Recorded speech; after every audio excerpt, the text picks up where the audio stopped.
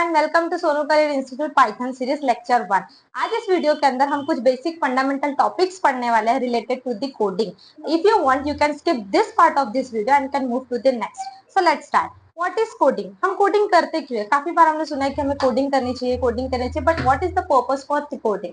Coding हमें इसलिए करनी चाहिए, कुछ हमें ऐप, कुछ हमें गेम्स, कुछ भी हमें बनाना होता है तो हमें यूज करना होता है कोडिंग। जैसे कि एटीएम मशीन काफी बार हमने यूज की है, वो बनने के लिए क्या चाहिए? हमें आनी चाहिए, कोडिंग आनी चाहिए।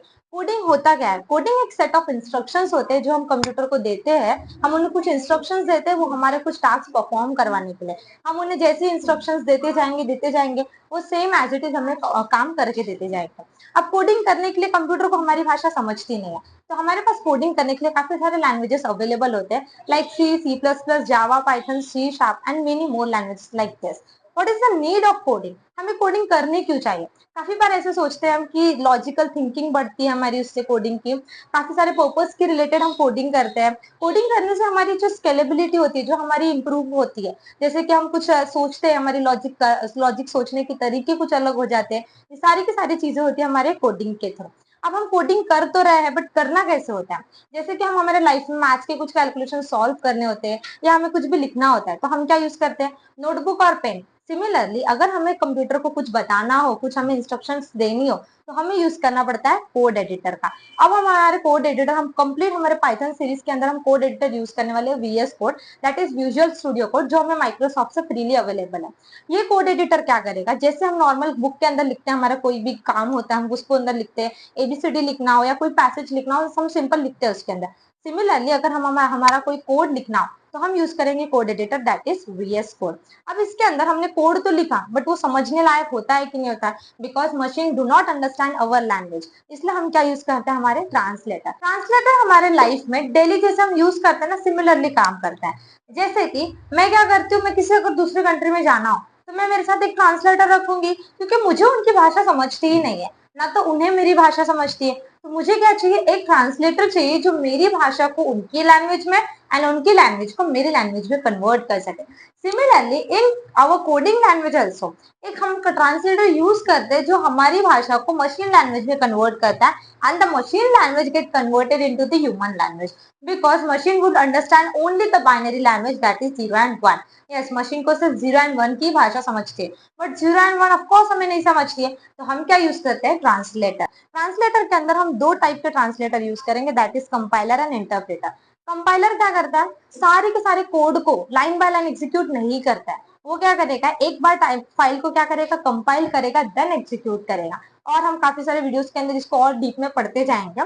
कंपाइलर हम 3 लैंग्वेजेस में यूज करते हैं, C++, Java and many more languages like this. Interpreter हम यूज करेंगे पाइथन के अंदर। अब इस पाइथन के अंदर हम इंटरप्रेटर को थोड़ा सा डीपली एक्सप्लेन करेंगे।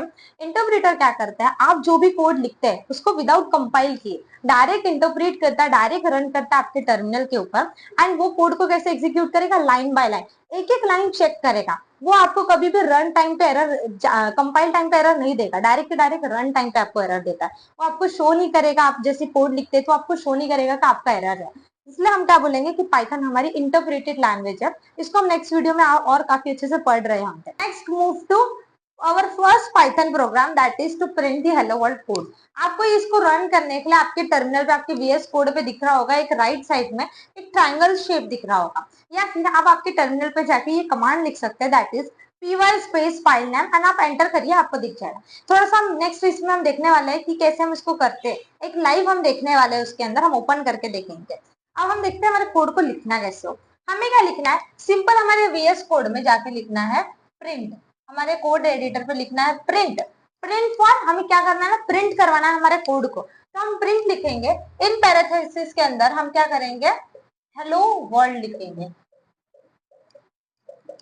हो गया हमारा कोड, बस इतना ही था हमारा। पाइथन को हमें कैसे करना होता है? एक सिंपल हमें प्रिंट फंक्शन लिखना होता है, एक प्रिंट लिखना होता है।